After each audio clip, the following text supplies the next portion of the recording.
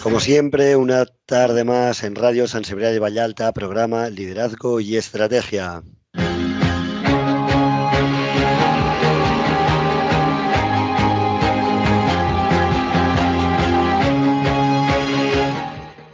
Porque la lucha contra el crono de los conocimientos es cruel y feroz, vamos a empezar ya para entrevistar a una invitada que tenemos muy especial. Ella es Victoria Camps. Victoria, buenas tardes. Buenas tardes. Gracias. Gracias. No, gracias a ti por recibir la llamada de la radio pública de Radio Sant Cebrià de Vallalta en este programa dedicado a liderazgo y estrategia, liderazgo que es tanto empresarial como social, porque ambos están imbrincados y son indisolubles, y lo empresarial favorece a lo social y lo social a lo empresarial, y estamos encantados de tenerte aquí. Nos acompaña también Zulena Rosero, que ya es directora general de Faros Latam, una consultora estratégica y compañera habitual de nuestro programa. Zulena, buenas tardes. Buenas tardes a todos y buenas noches, Victoria. Qué gusto estar compartiendo contigo. Muchas gracias, igualmente.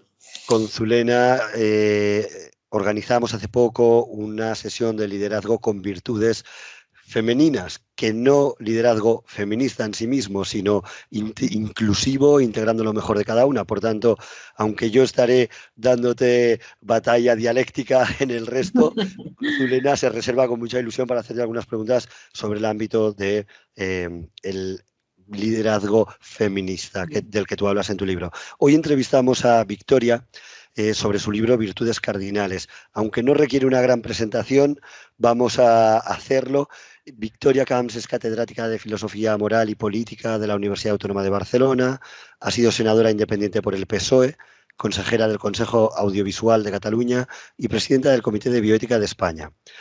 Actualmente es presidenta de la Fundación Víctor Grífols y Lucas y de la Fundación Alternativas, y en 2018 fue nombrada como consejera permanente del Estado.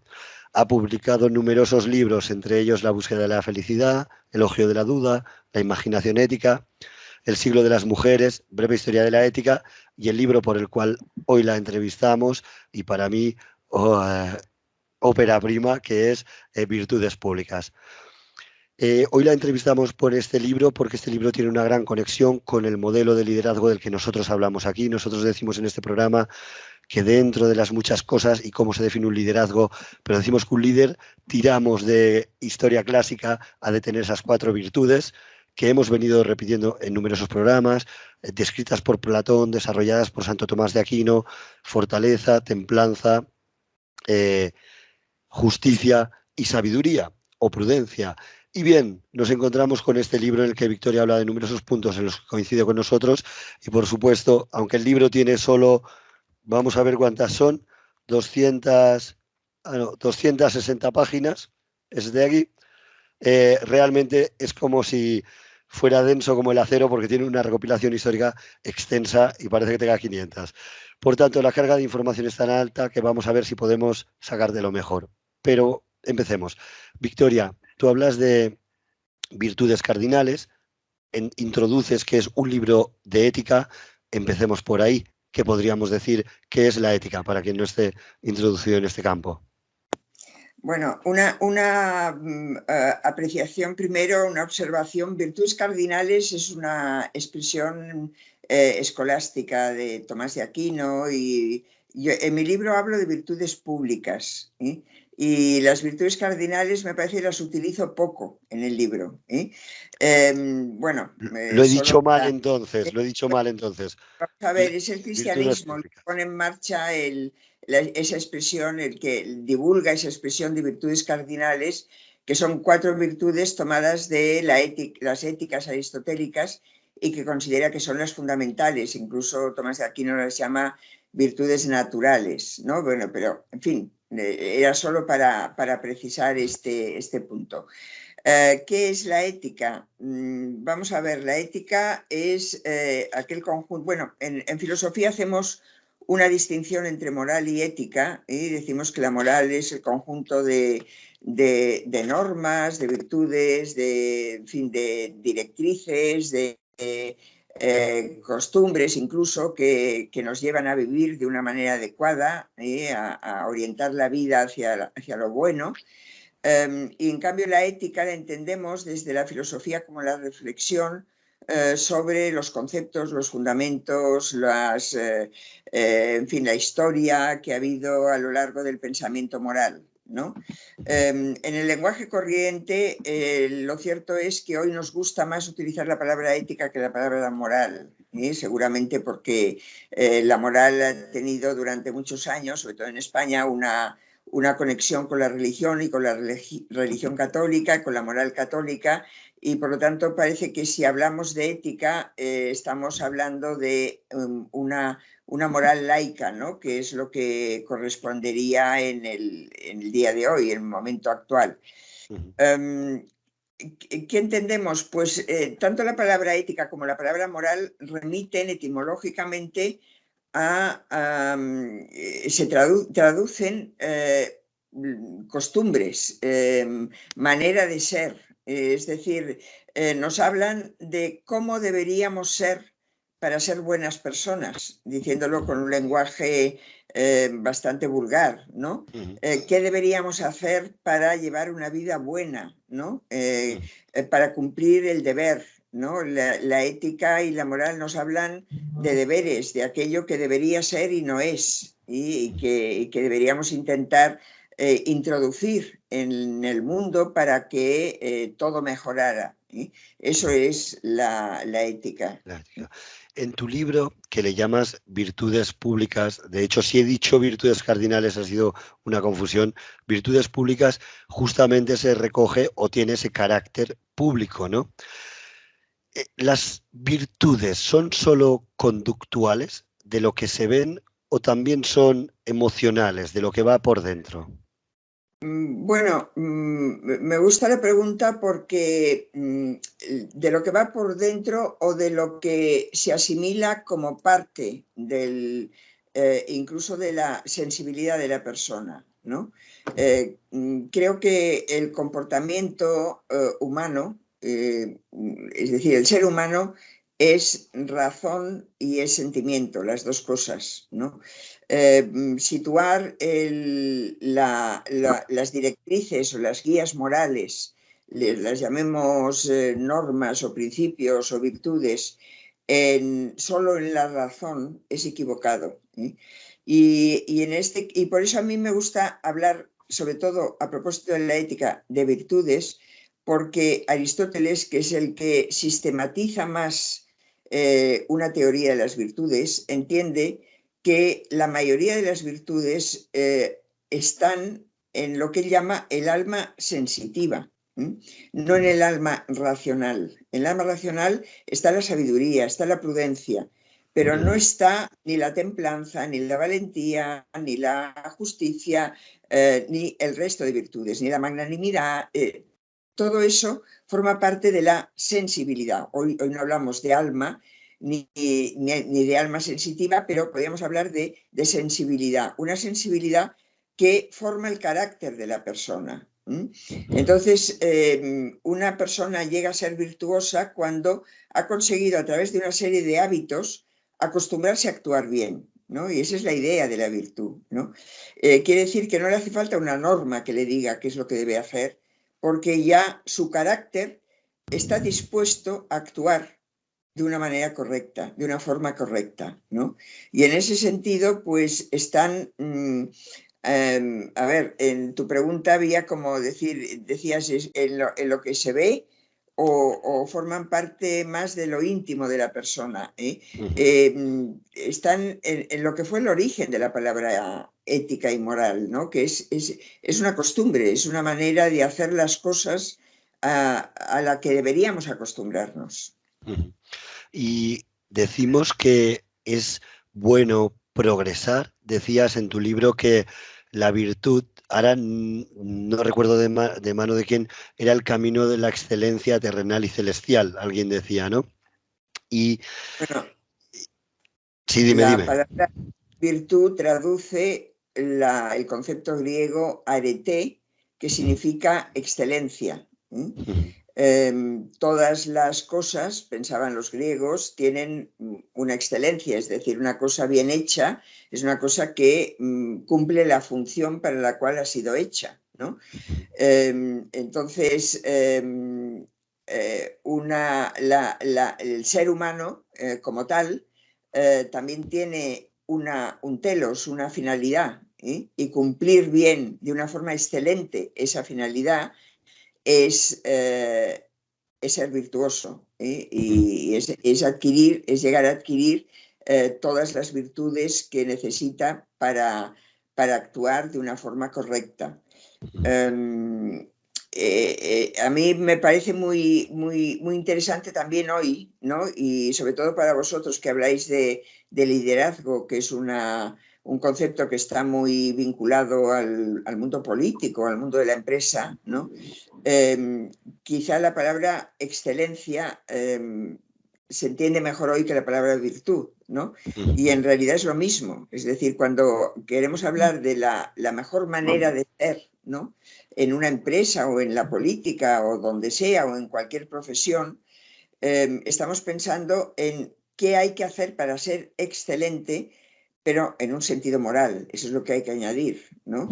Y ese, en un sentido moral, es lo que debe desentrañar el estudio de la moral, ¿no? ¿Qué quiere decir comportarse moralmente de una forma excelente?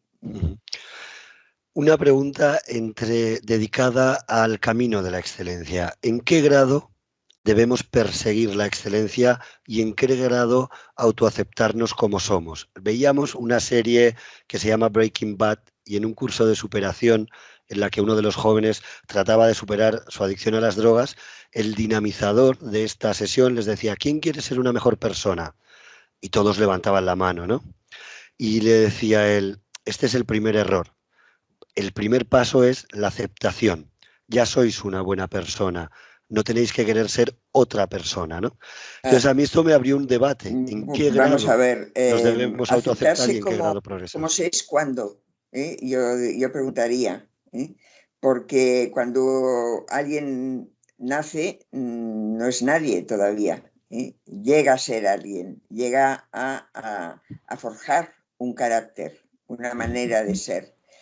Entonces hay una cierta trampa, ¿no? en esa afirmación.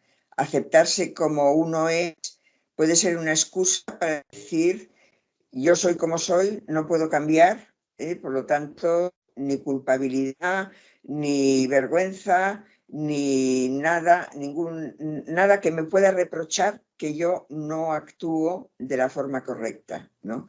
Eso es la negación de la moral. La negación de la moral, es decir, la moral establece una distinción de filosofía entre el ser y el deber ser.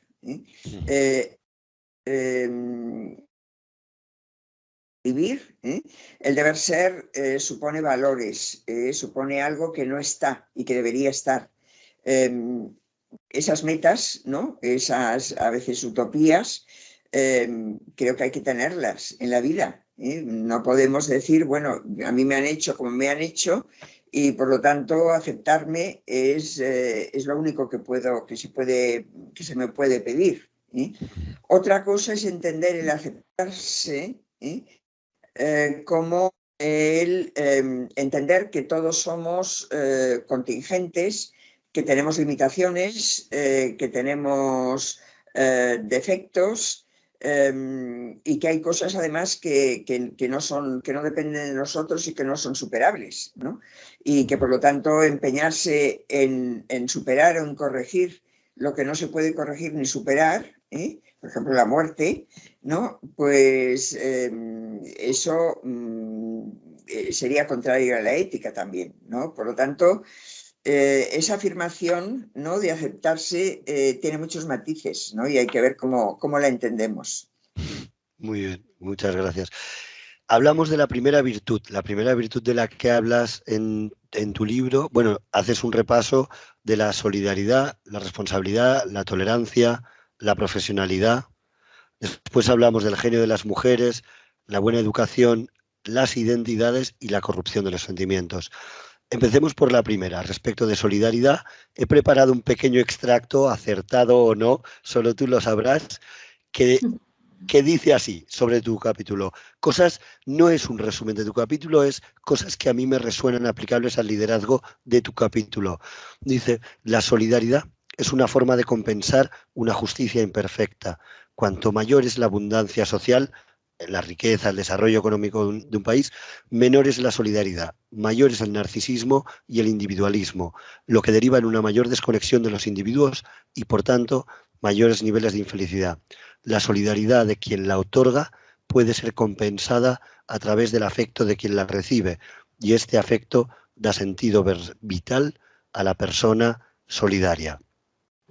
¿Qué tanto de cierto tiene esto que he dicho?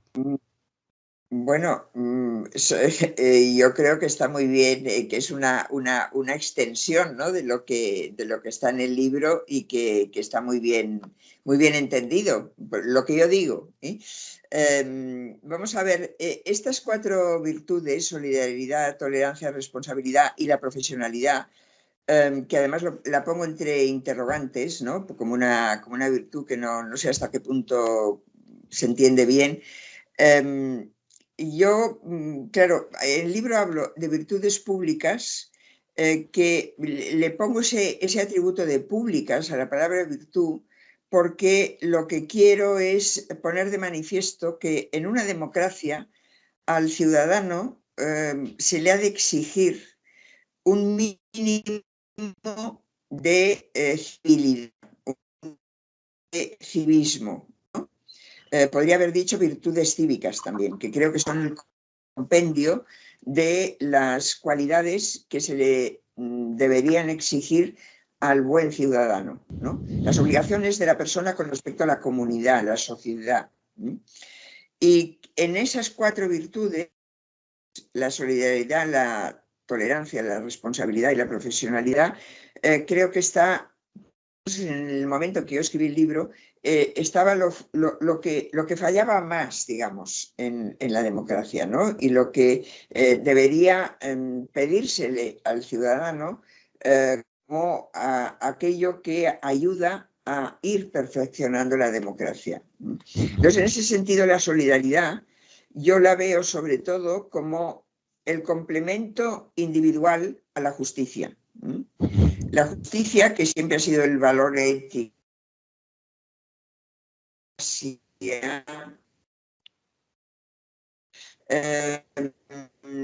un intento de corrección, y es algo que le corresponde hacer al Estado.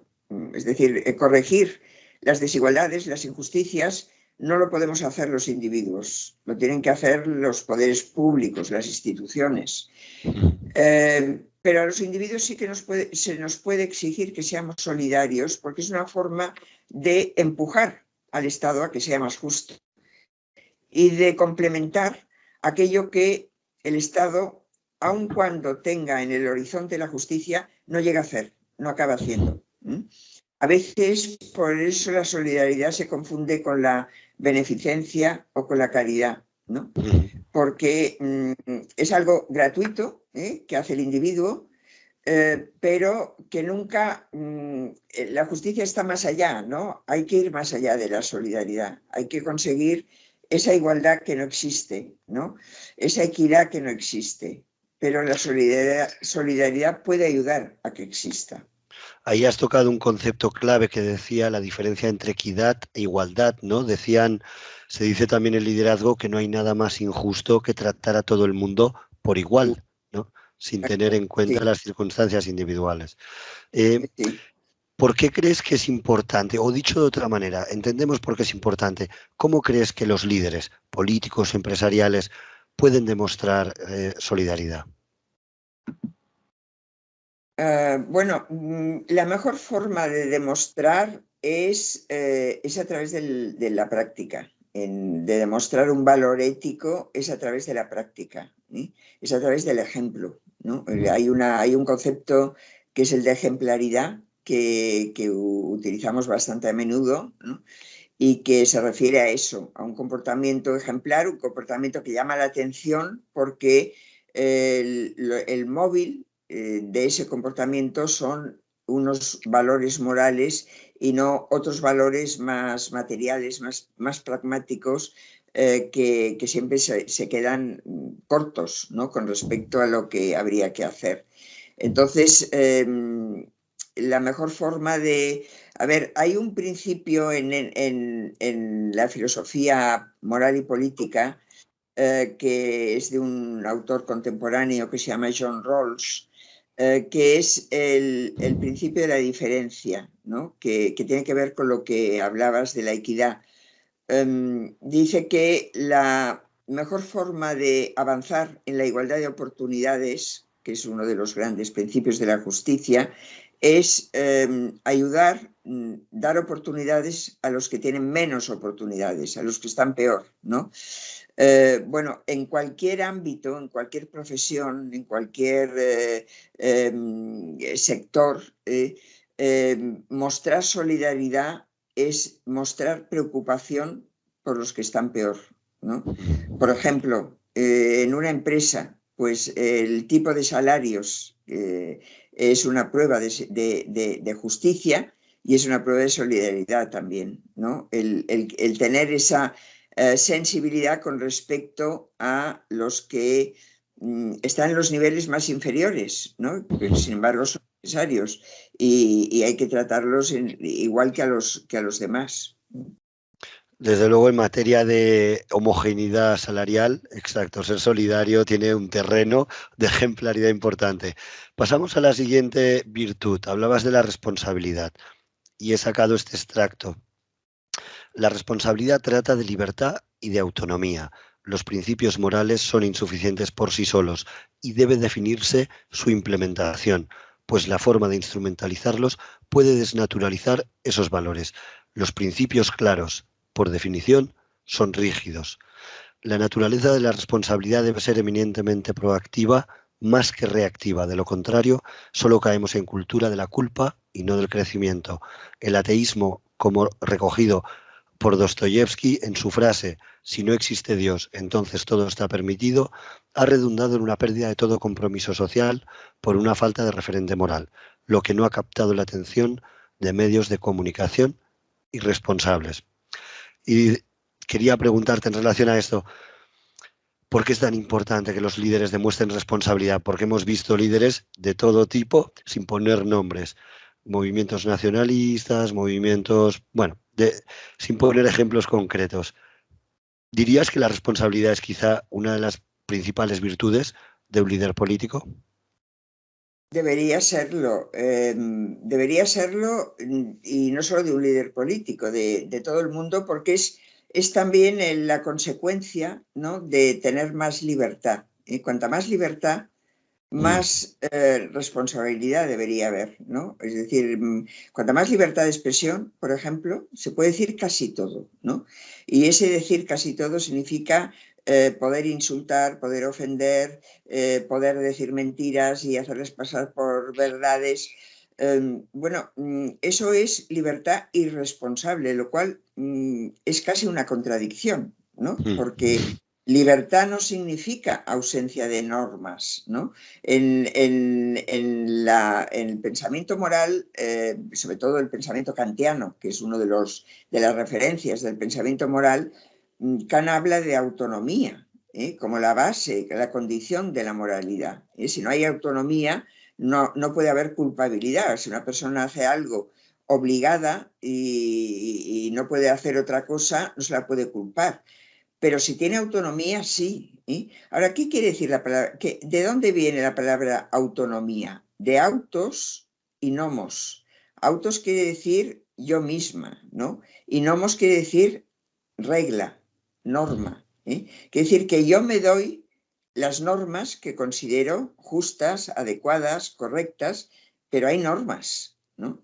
Y ese darse uno a sí mismo las normas es la forma de ser responsable y al mismo tiempo ser libre, porque yo hago todo aquello que me está permitido hacer, pero hay cosas que están permitidas hacerlas porque no están prohibidas y sin embargo no se deben hacer. Entonces la responsabilidad es ese freno interior que cuando no se activa, uno tiene que dar cuentas, tiene que decir por qué, tiene que responder de lo que ha hecho. ¿no?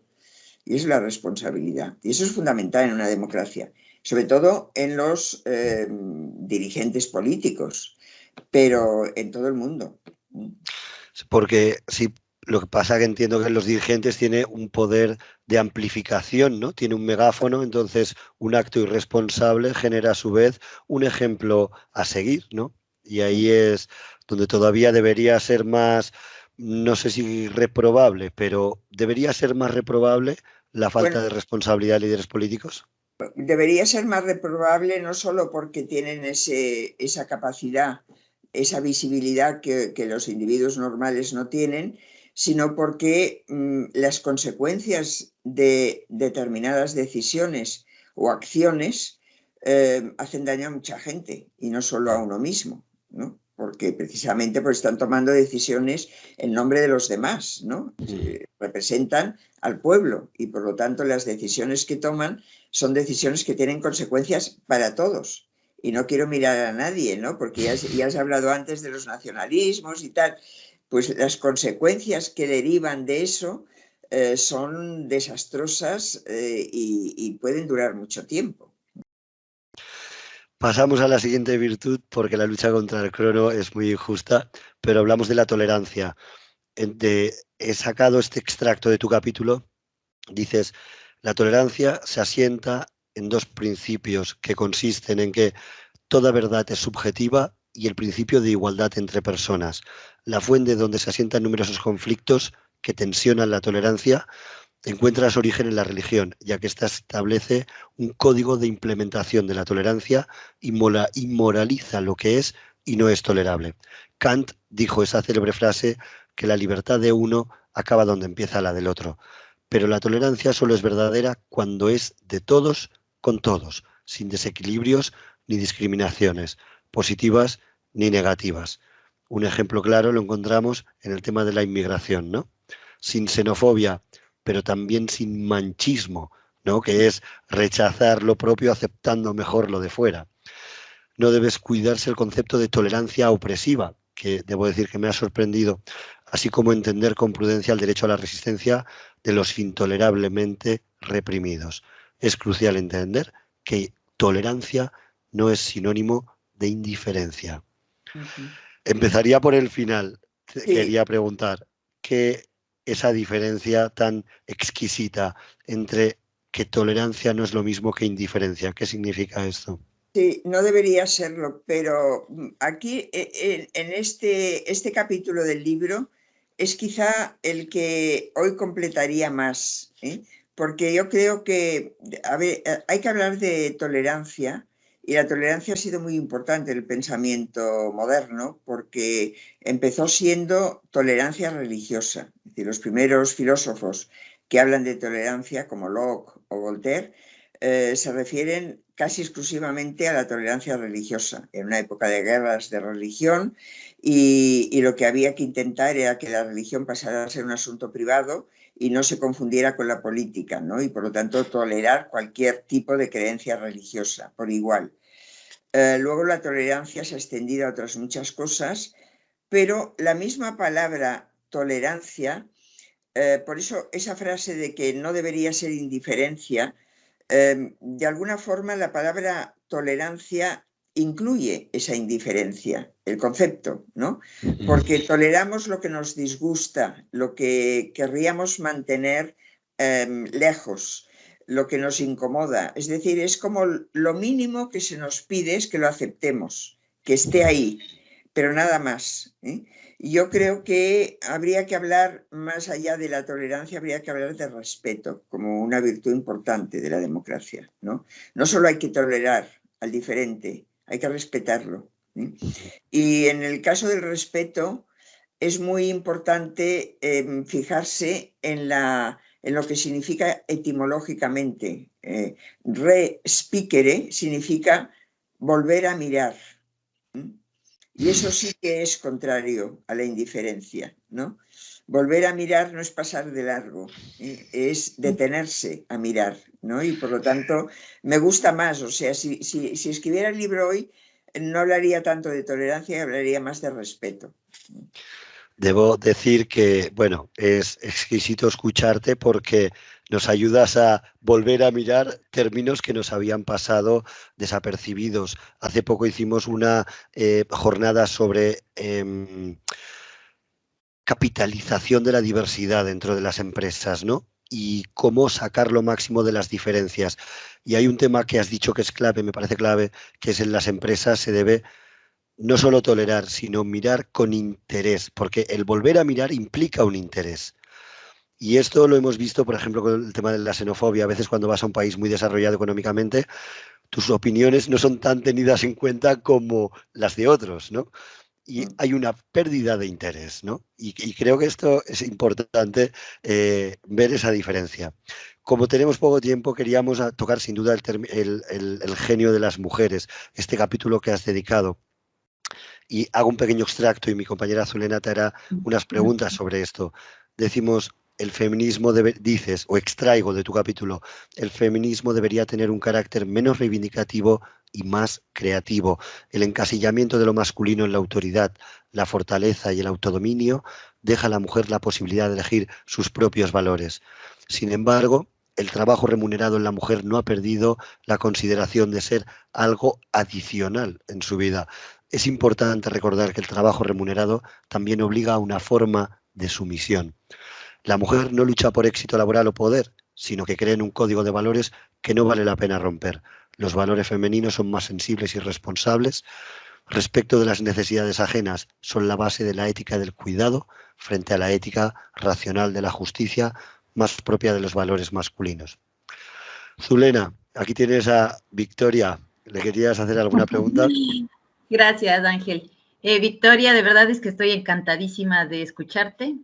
Todo lo que nos dices es que tiene muchísimo sentido y no solamente a nivel de ser humano, sino también todos estos conceptos los podemos llevar hacia las empresas, hacia el mundo político también, como lo haces en tu día a día. Bueno, yo pues un poco he querido cambiar las preguntas, no hablar mucho de feminismo, porque entiendo claramente el concepto, pero lo que sí me gustaría es que este concepto que tú lo has desde hace muchísimos años que lo has venido defendiendo, veo que creo que la primera vez que veo que en este aspecto no se victimiza o sea, no se está muy lejos de victimizar a la mujer. Entonces eso es algo que realmente todo el tiempo se está diciendo que no, erradicación, que victimización. Entonces yo veo que tú no lo hablas así. Entonces quisiera más bien que me cuentes un poco sobre este concepto específico de lo que como tú lo entiendes. ¿El concepto cuál es? Del tema del feminismo. El feminismo en general. Bueno, vamos a ver, yo cuando se incluí ese capítulo en el libro sobre las virtudes es porque me pareció en aquel momento, porque en eso también yo he evolucionado un poco, me pareció en aquel momento que hablar de virtudes en el sentido en que hablaban los griegos como cualidades muy apegadas al sentimiento, ¿no? a la sensibilidad de la persona, era una forma más femenina de tratar la ética que hablar de la ética como si fuera asimilándola más al derecho, ¿no? Que es lo que de alguna forma ha acabado siendo. En realidad, cuando la gente pues, se preocupa por la falta de ética, por ejemplo, las empresas, ¿no? ¿Qué es lo primero que se les ocurre hacer? Un código ético, ¿no? Que es como una ley, ¿no? Una serie de artículos, una serie de principios que indican qué es lo que se debe hacer. Esto estaba bastante relacionado también con ese valor del cuidado, ¿no? que ha acabado siendo un valor ético fundamental desde hace poco tiempo, ¿no? Y que es parte de mi último libro que se llama Tiempo de Cuidados, ¿no?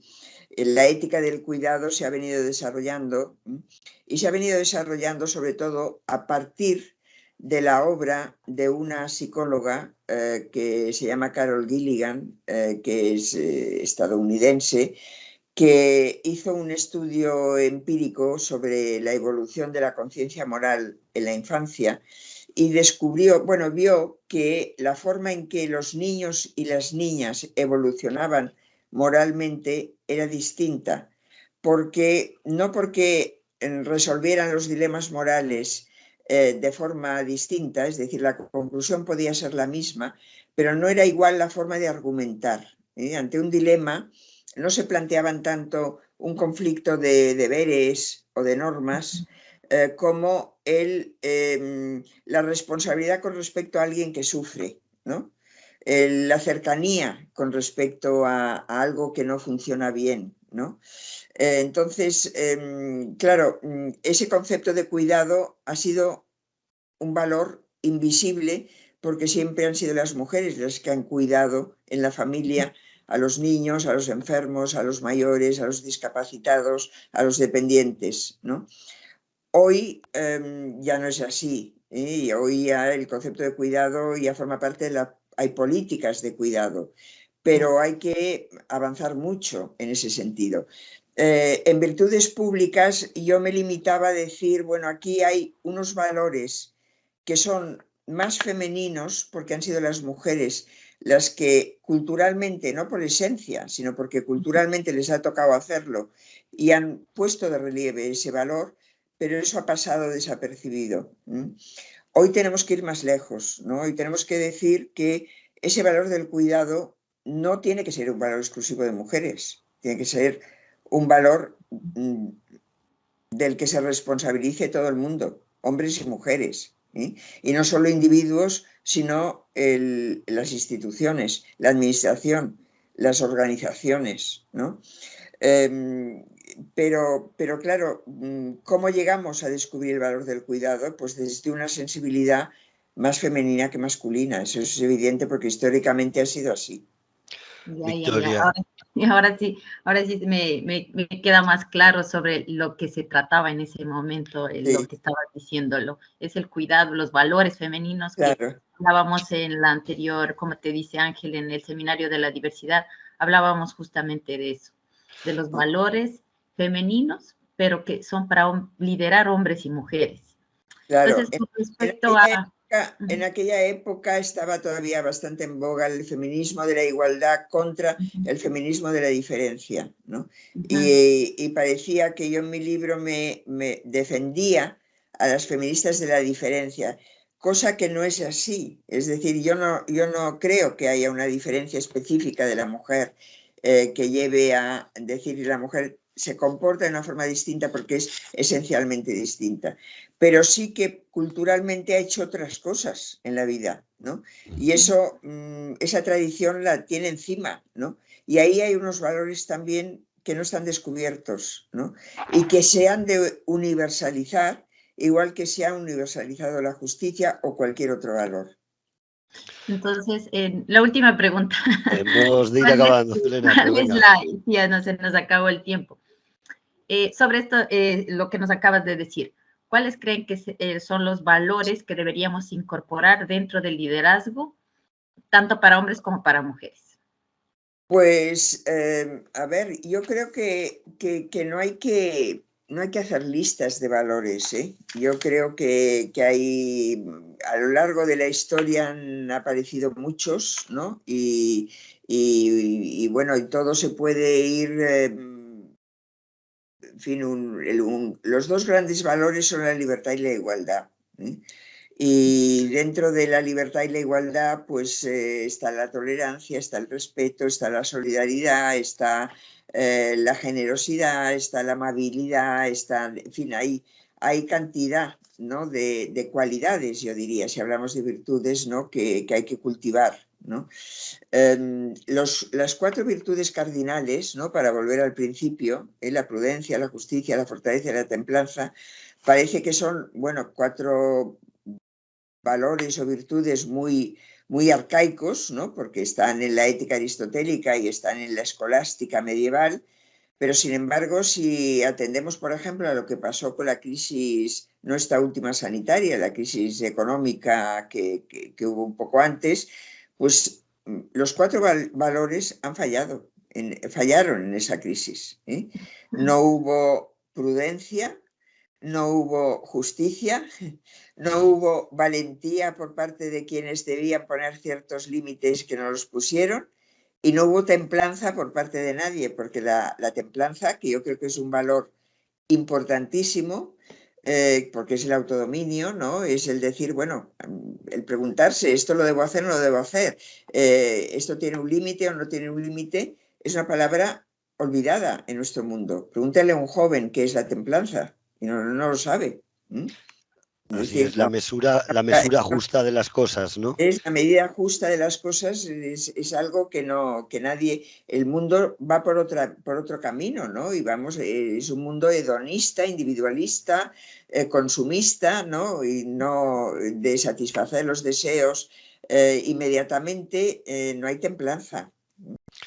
Victoria, te agradecemos muchísimo. Zulena, sé que tendrías una gran incontinencia, pero tiempo apura y todo está vinculado a unos recursos, entre ellos los temporales. Una última pregunta, Victoria, antes de dejarte ir. Tú eres patrona de la Fundación Alternativas. ¿Qué hacéis?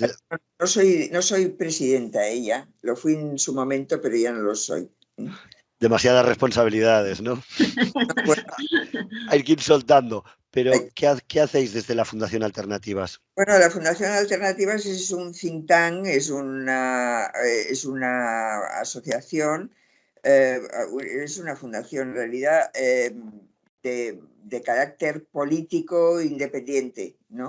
Y los temas tratados son de todo tipo, ¿no? Desde cuestiones más directamente políticas a la educación, a la cultura, a la relación con Europa, el tema del trabajo, el tema del empleo, en fin.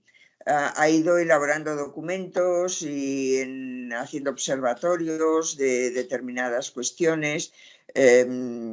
Bueno, se han ido, bueno, es un think tank político, es la forma de definirlo, me parece a mí, político-social.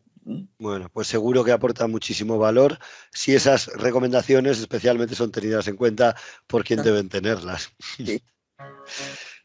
Victoria, muchísimas gracias, ha sido un auténtico placer tenerte en nuestro programa.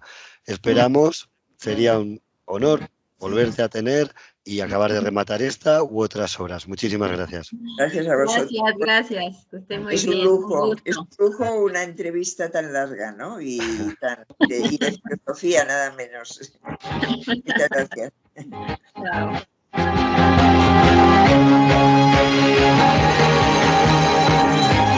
Porque muchas veces nos dicen, pero haz programas más cortos, pero a veces cuando uno quiere simplificar la realidad, corre el riesgo de banalizarla.